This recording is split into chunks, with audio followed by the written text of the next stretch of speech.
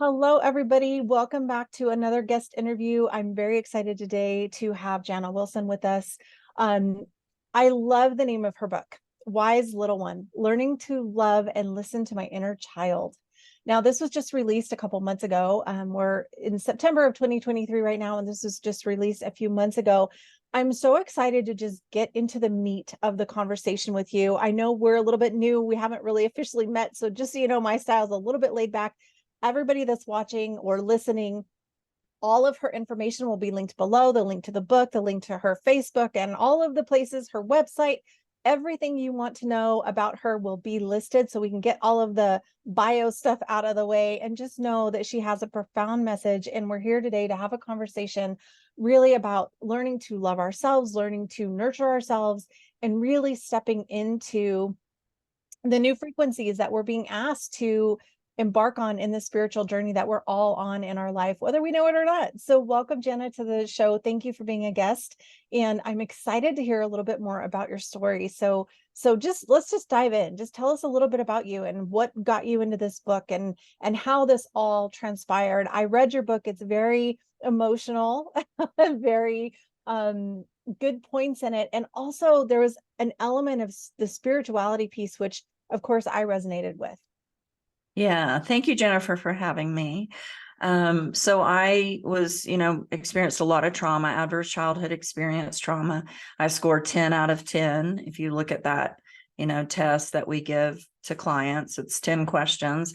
I, at a young age, at 12, I opened the book up sharing about a spiritual experience I had at 12, where I was pulled out of my body and I was told those aren't my parents, that wasn't my life. And I was really felt like I was just being cradled by the universe. I was felt like I was in the cosmos, like connected to the stars. And that's that feeling of peace that passes all understanding.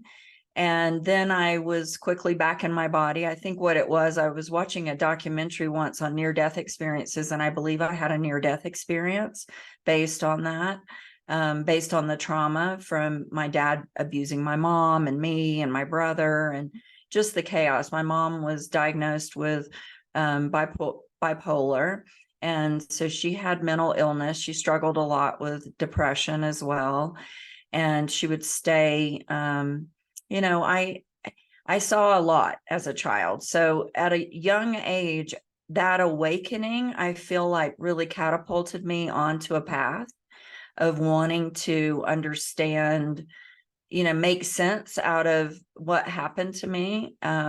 So by the time I was in my early 20s, I found metaphysics. I, was just a voracious learner, really wanting to understand how can I make peace with my past. There was so much shame associated with it. And so, yeah, the book was like 25 years in the making. I think I started to consider, writing the book in my late 20s. And it's not over until, timing's everything in life. And so I got to the place where I had met my husband now, and things were really smooth, sailing. And it was a very auspicious way that I met him. And so I kind of book in, the book starts with the day that I met him, and it ends with, my marriage to him and everything. And then I go back in time, as you know.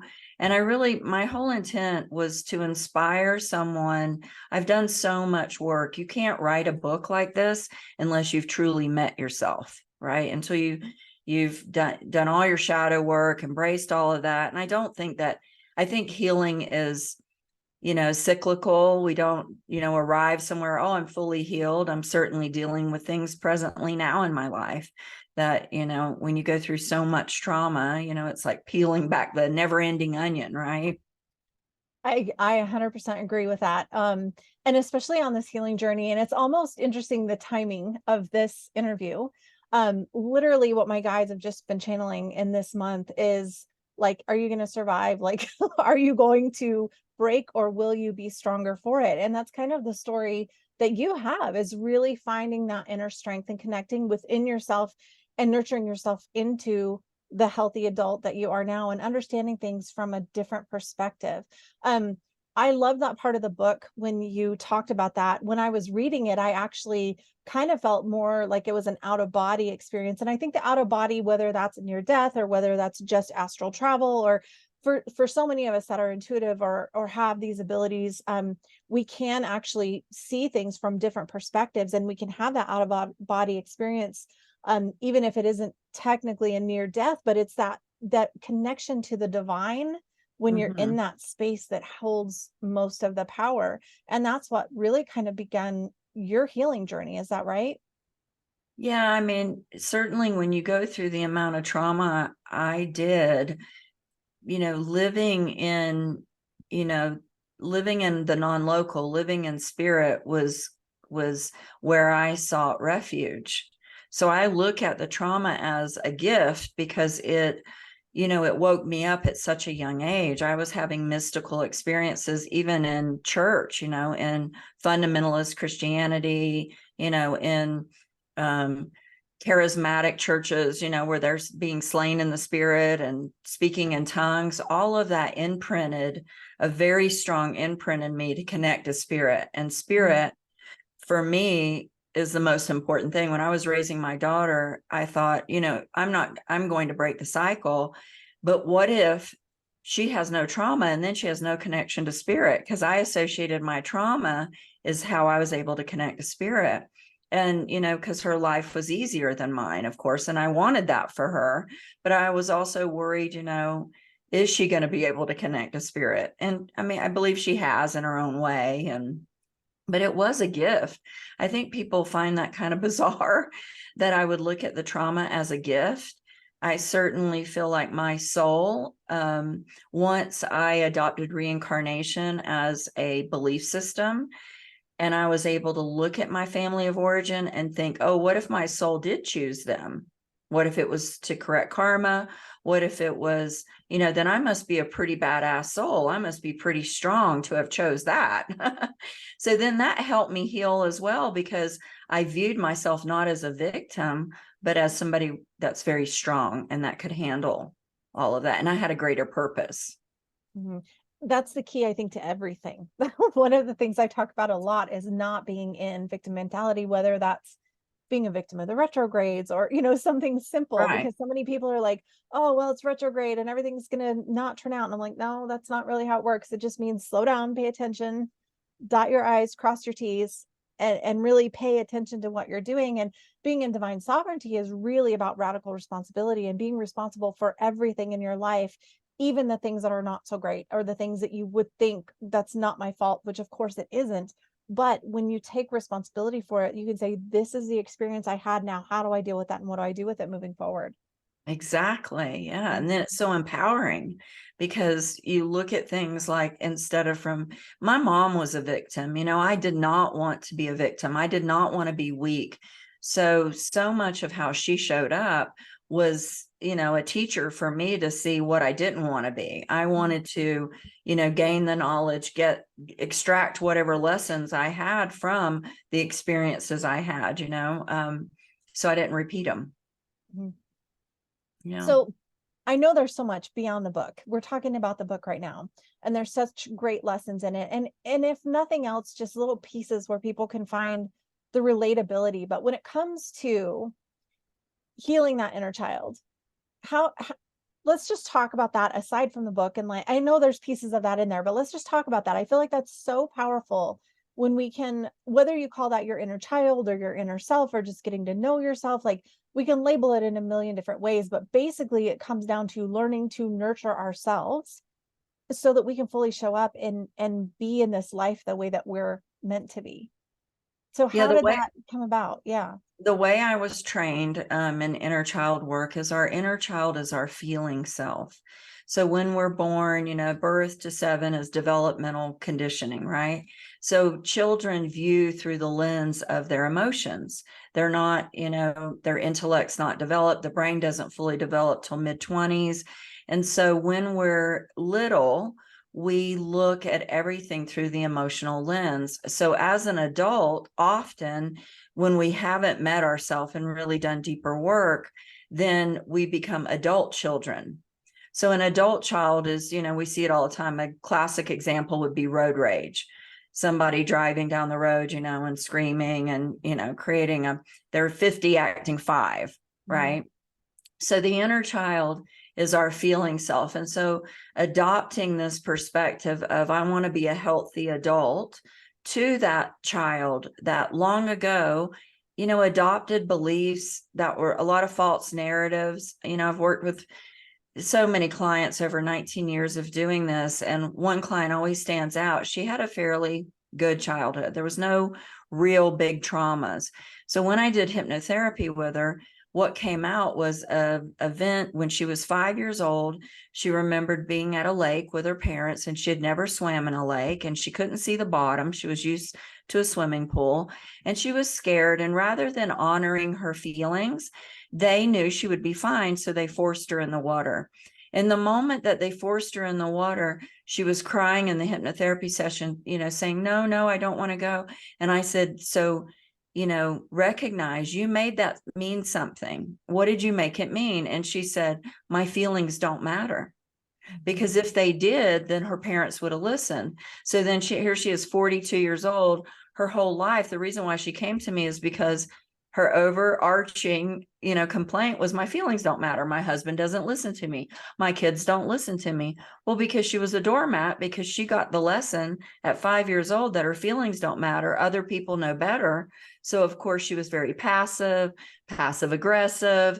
She wouldn't advocate for herself. So inner child work is really, really important. If you want to learn how to regulate emotion and, be able to, function without getting triggered and losing your temper and shutting down and, which most people, do because they don't have emotional intelligence.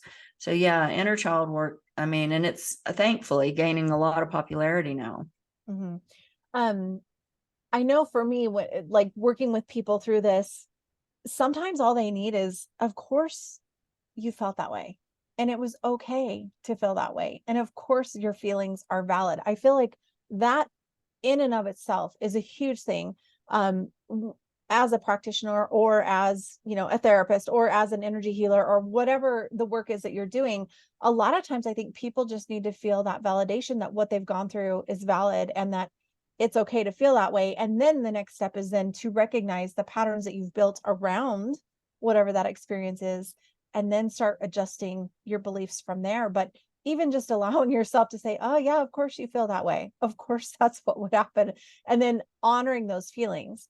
And again, honoring the feelings, even when you get triggered later, not squashing down your emotion, but allowing yourself to express those emotions, but in a healthier way that is from a higher understanding instead of being still trapped. Because what happens is we get trapped in the cycle of whenever the trauma happened, whether how big or little the trauma is. And it may not seem like a big deal, but it did make an imprint on her that then it was a theme throughout her life. Yeah, I liken it to like an operating system on a computer. So, most people have computers today. They realize they have to upgrade the operating system, that certain software don't work on certain operating systems. And so the operating system when we were little, when we were formed in those developmental years, for her, it was my feelings don't matter. So she saw the pattern throughout her entire life. So we have to go back and replace that operating system with a truth. My feelings do matter. And so the more she operated as a loving adult, every time a situation would come up where the old narrative came in of my feelings don't matter, she had been, because all a belief is a practice thought. So she began to practice the thought of my feelings matter. And then, of course, she was reparenting herself every day. I teach a 4-step process of reparenting. So she was doing that daily. So she made it a habit. And then once she made it a habit, she said to me, it was interesting. She said, I was at a dinner party and this man that I'm friends with had said something, and the old me, with that, when it was operating with the old operating system, would have behaved completely different. I would have shut down. I would have withdrew. She said, but the new me took a deep breath and said, you know what, that's unacceptable to speak to me that way. And so she just really clear set a boundary. And this guy ended up coming to one of my retreats and doing work with me. He actually is on staff with me now. And he always mentions her. He's like, I knew I had to work with you because after she set that boundary, I was like, she's a different person. He's like, I never dreamed she would like speak up like that, you know, because she was always kind of a mouse and passive. So, you know, the healing happens when we go in and rescue that our feelings, those the inner child, the triggers, the shadows, the projections that other people, you know, I worked with Debbie Ford, and my training was in shadow work. And so now I teach shadow work as an entry to reparenting, because most people understand like, oh, they pushed my buttons, I got triggered. So now I just say, okay, you know, once you identify what the trigger is, you treat it like a child, right? And then you embrace it, you communicate with the feeling. So you honor the feeling, you know, as, you know, I'm very connected to little Jana. You know, she's on my phone. I have clients do that. I talk to her every day. What do you want to wear? What do you want to eat? Like, it's as if I had a real child here. Right. And lately she's been telling me reading the book and for Audible has been really hard. And I think having to do the voice of my father, you know, screaming at my mom, and it's brought up another level of healing, more so than even writing the book. And so I'm having to really be patient, because she's saying to me, like, this doesn't feel good. I don't like reliving all of this. It feels re-traumatizing. And it's one thing to write it, but another thing to read it, and read it like, you know, with the drama. Actually verbalize it. Yes. Yeah, definitely. Well, and so it's interesting that you're saying that. First of all, when I flashed your phone, I did see it was 222. So we're getting angel numbers around this. Oh, cool. Yeah. And then the other thing is, one of the things my guides have been showing me here lately, because I do a lot with frequency and vibration. So it's almost like a different language, right? And so when you're speaking, what happens is that does create a vibrational frequency that then is out into the energy around you. And so as you're re-speaking this for Audible, you're kind of recreating the energy, even though you know you're not recreating the energy, your physical body will then resonate with remembering what that felt like. So as you're reparenting, and it's funny you keep saying reparenting, and I'm hearing repairing, which is a beautiful repairing. Oh. So I know I you got said goosebumps. reparenting, but I'm like, oh, you're repairing as you reparent yourself with what you're speaking. And I love that. I love the work that you're doing, because that is really what it comes down to, is us nurturing ourselves into the healing. So if I might add something for you while you're doing this, allow your body and say, it's okay. We're releasing what was left in the body, because our physical body also holds on to the same trauma. So it's recognizing that vibration as, I remember this, it wasn't safe. And so the body's having a visceral reaction. So this could be another level of healing as you speak the book. It is. Oh my gosh, Jennifer, that's so good to hear, because I'm reading actually The Body Keeps Score. It's been on my bookshelf forever.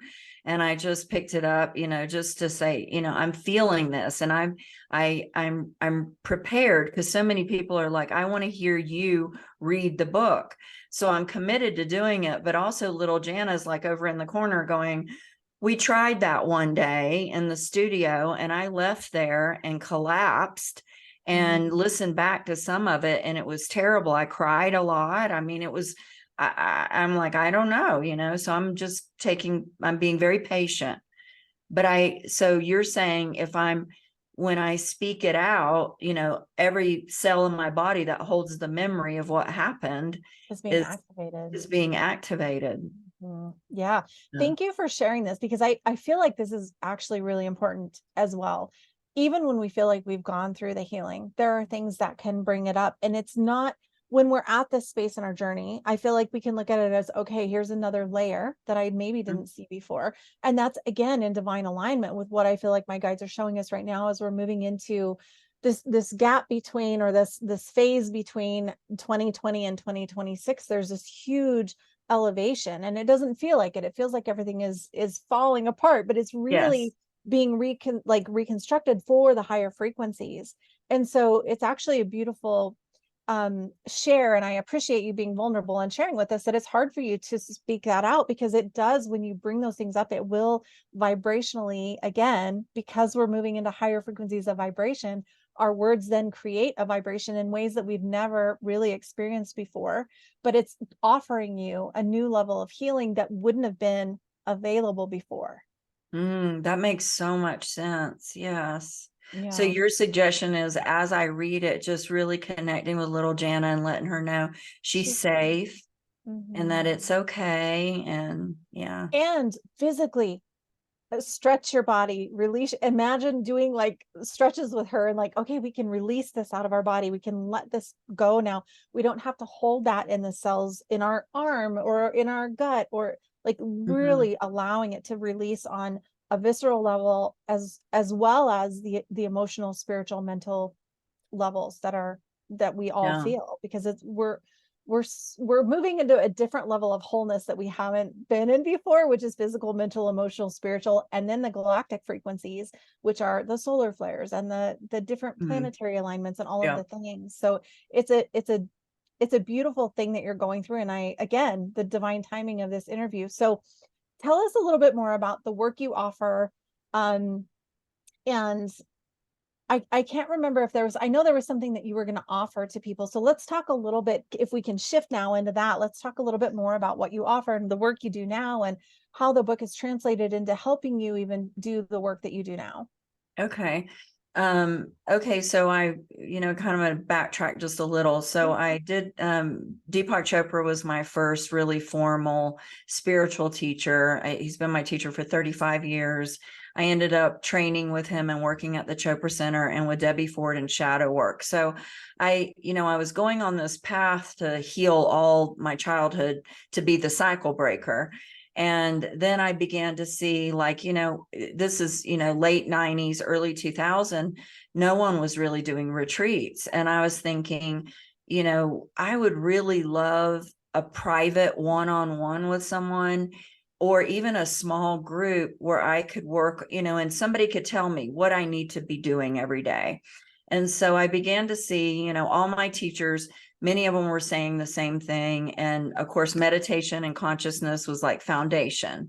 And when I started studying emotional intelligence, it was the foundation of emotional intelligence. So what as well, because self-awareness, right?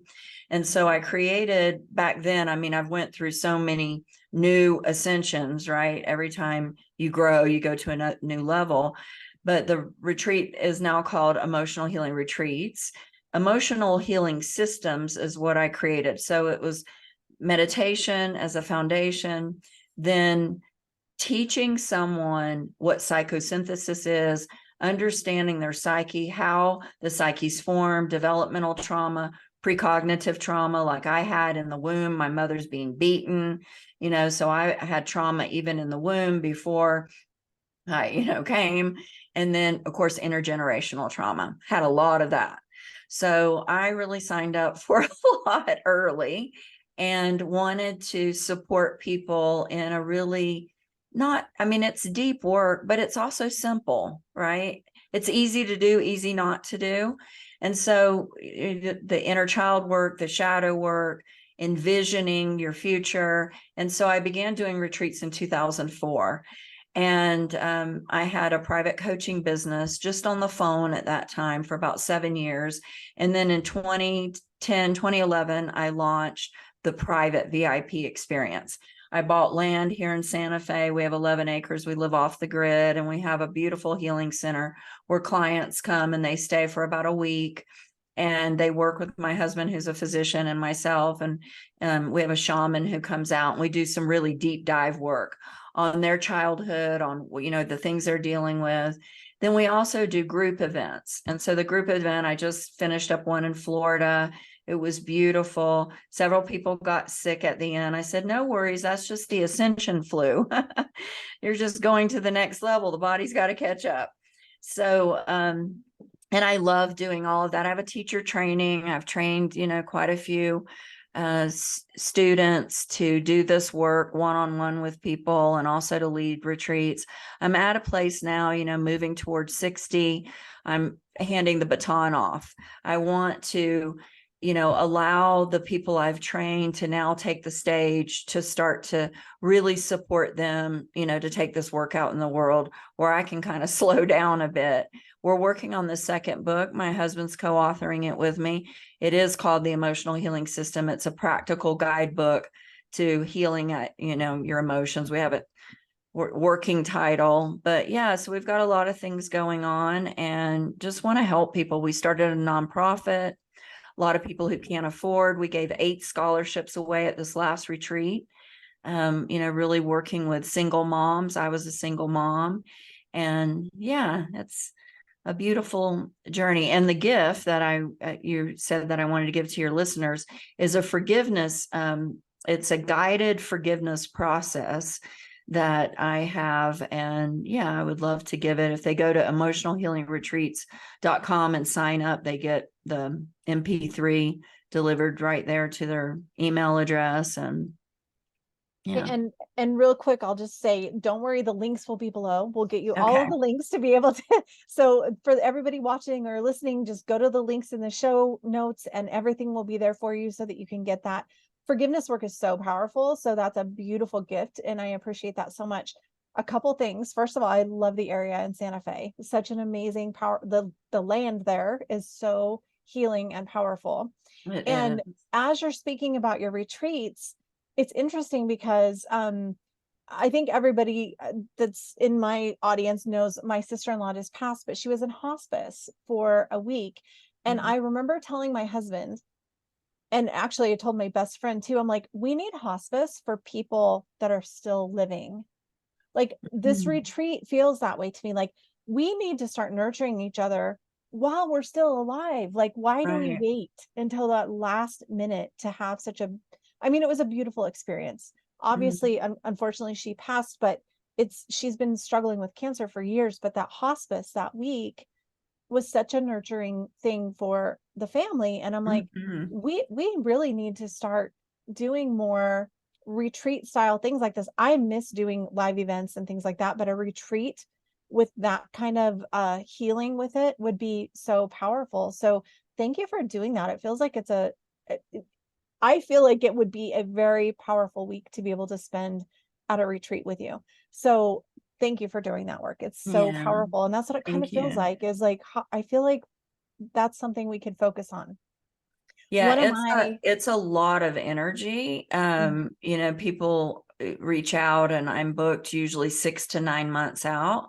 And, my assistant tells them, listen, she's spending a lot of time with you. This isn't like, just an hour here or there. I mean, I'm spending 6 to 8 hours a day with them. And, by the end of it, I've got to take care of me. And usually I need at least 2 or 3 weeks in between those retreats. Right. Yeah, absolutely. And so it's, that's why I'm, really excited about having teachers trained in this so they can be offering it at different parts of the world. People love to come here though. I have clients from Saudi Arabia, from, Ireland, from all parts of the world, that because Santa Fe is synonymous with healing. So my soul brought me here from Florida when I turned 40. And, people are like, why did you choose Santa Fe? I said, I didn't. My soul did. I knew this was my home. I've been here 17 years and it's, I couldn't imagine living anywhere else.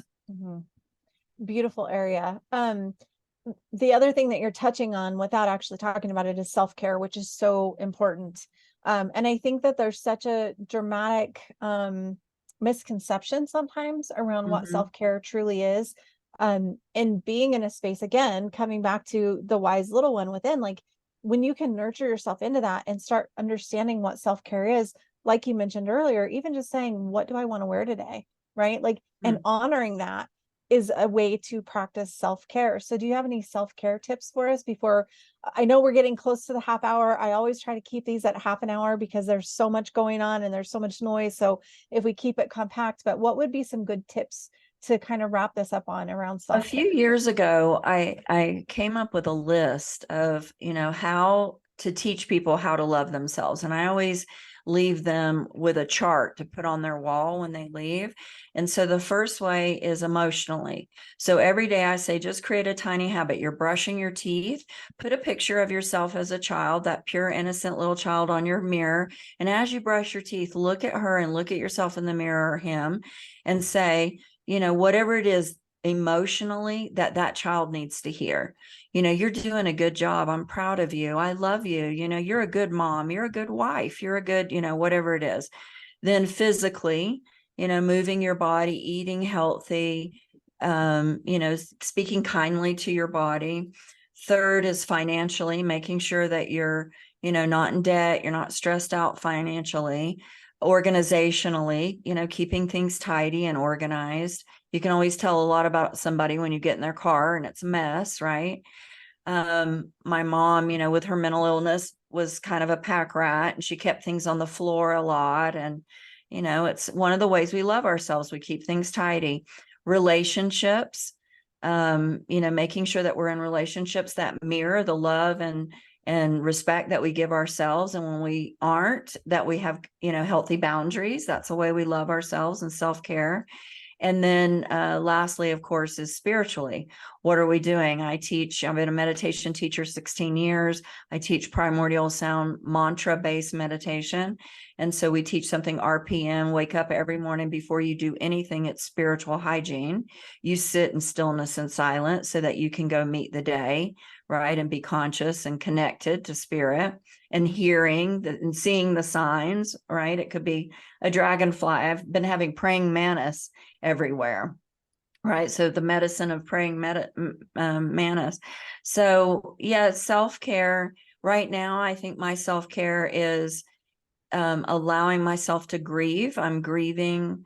I'm, you know, just grieving at a deeper level, another level of my childhood, because of the reading the book. And it's coming in waves. I just lost my beloved dog. You know, that's self-care. It's taking time for myself and not giving so much, and saying no to a lot of projects or things, and just caring for little Jana. That's awesome and great tips. I really appreciate that. So, is there one thing you want to leave everybody with and we'll get ready to wrap this up? What's the one thing you want to leave them with today?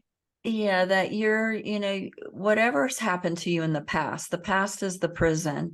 And each moment we have a choice. We have free will to step into each moment. The highest frequency is, you know, gratitude. Like, just really, I walk with my dogs, and I think if we, you know, just that simple act of just, I'm grateful for this step. I'm grateful for my legs. I'm grateful for this breath, you know, just be living in a state of gratitude. That's when all the goodness comes to us, because we're here for, our birthright is to be happy, but it takes work, right? It's not handed on a silver platter. Right. Well, I appreciate so much all the work you're doing. I appreciate the book that you put out into the world. I'm excited to find out about the next one. So thank you so much. Thanks for being a guest today. And to everybody listening to the replay or watching the video, don't forget to check in the show notes, get all the links that you need, all the information you need, and go get your free MP3 from Jana. And thank you so much for being my guest today. And we'll see everybody next time. Thank you.